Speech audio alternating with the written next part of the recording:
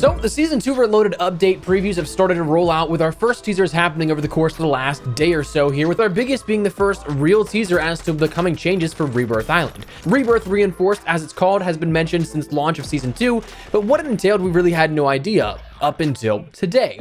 Today we're going to break down these teasers and what you can look forward to, what you should know about, and some secrets that may be hidden along the way. So as we go along, drop your thoughts down below. Are you looking forward to the new adjustments here coming to the map of Rebirth Island? Are you looking forward to any new points of interest, any changes throughout Warzone entirely you hope to see? Whatever the case, drop your thoughts down below. But if you enjoy the video, do me a favor and drop a like on the video. And if you're new to the channel, hit the subscribe button to stay up to date with all things Warzone, Vanguard, what's presumed to be Modern Warfare 2 here later this fall, and anything COD related. We've got you covered here on the channel. I'd love to have you guys in the community. But finally, my friends over at Gamer Advantage have bumped up code Espresso to 20% off your entire order for an additional few days here through the weekend. So if you guys want to learn more, check the link in the description below. That said, let's jump into it.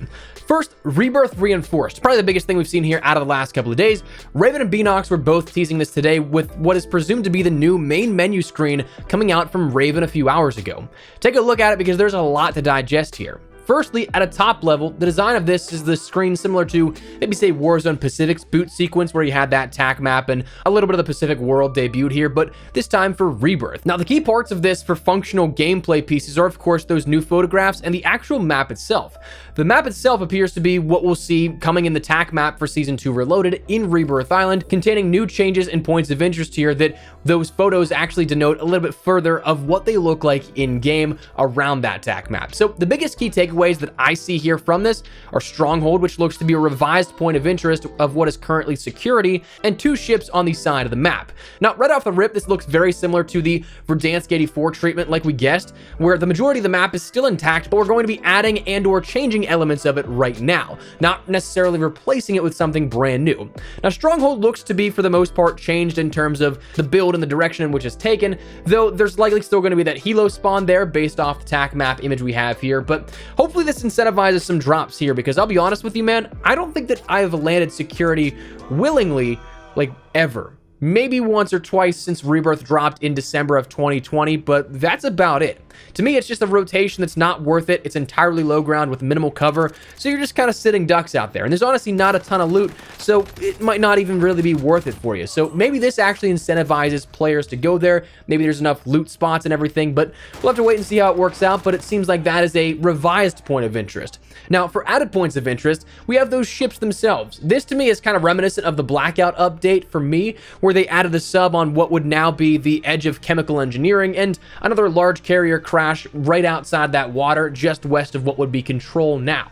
But of course, these now being connected to docks and Nova 6 factory, so slightly altered in their presence here with this. In terms of lootable area, we don't quite know how large these will be, how many stories of these boats, how many accessible points there will be. We don't know anything of that just yet, but we do know that there's going to be, of course, 2 new locations extended on that side of the map. I'd expect these 3 to be kind of hot drops, especially on day 1. We'll see about 1 to 2 to 3 weeks afterwards, let alone a couple of months. But for right now, because they will be brand new, I'd expect if you want to check them out on day 1, expect some heavy resistance.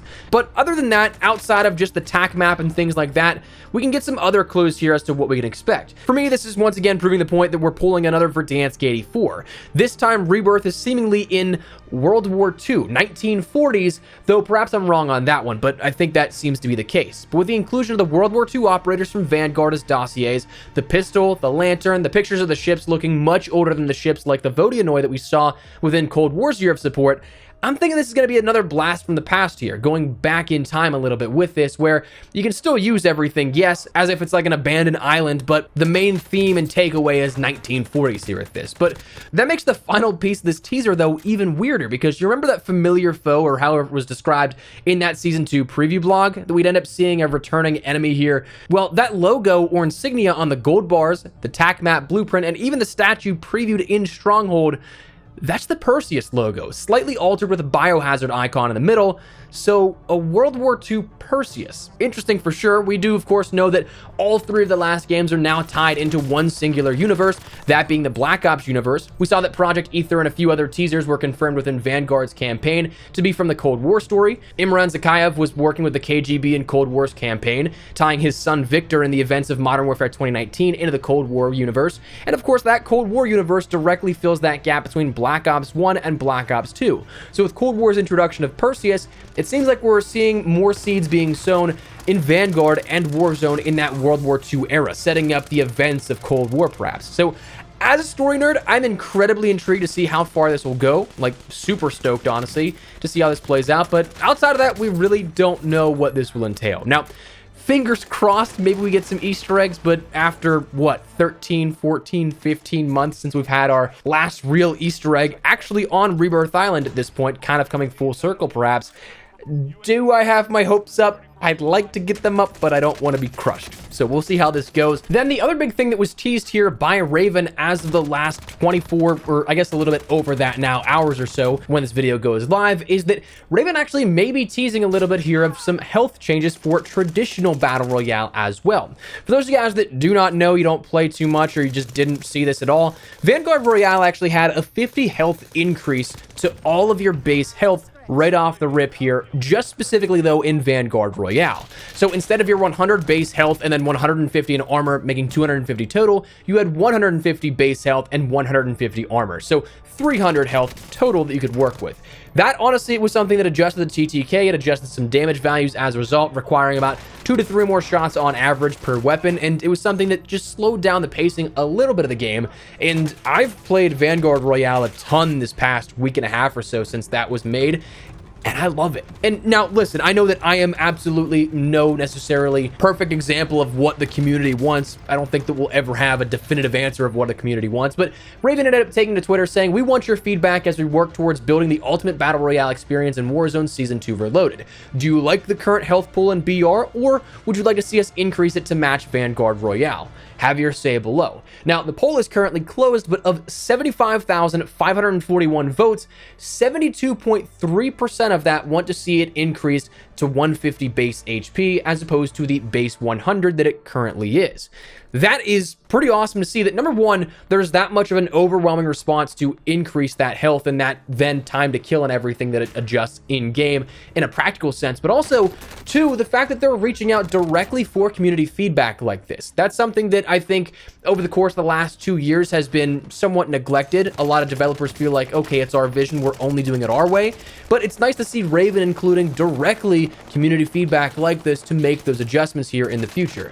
We talked about how we thought Vanguard Royale would maybe be the testing grounds here for some of the big things and big changes coming to the overall Warzone experience, and it seems like this might actually be the case.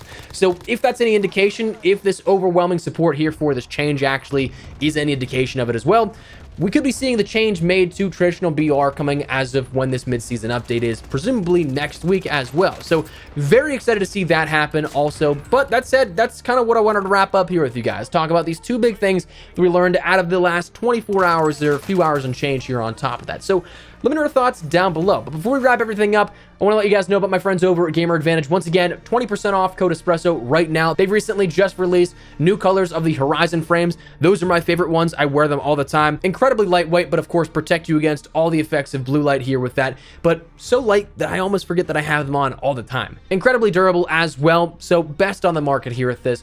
I swear by these guys. I've used their stuff now for over a year with absolutely zero regrets. So if you guys want to learn more or check them out, link in the description below. And if you guys want to pick anything up, use code Espresso to bump up your savings to 20% off your entire order. That said, thanks so much for watching. Hopefully you guys enjoyed the video. Again, drop a like if you guys did. Drop your thoughts down below. And of course, hit that subscribe button if you guys are new and would like to stay up to date with all things Warzone, Vanguard, anything COD related, especially as we maybe gear up for some Modern Warfare 2 stuff here in the near future. That said, thanks so much for watching. Mine has been Espresso. I'll see you guys later.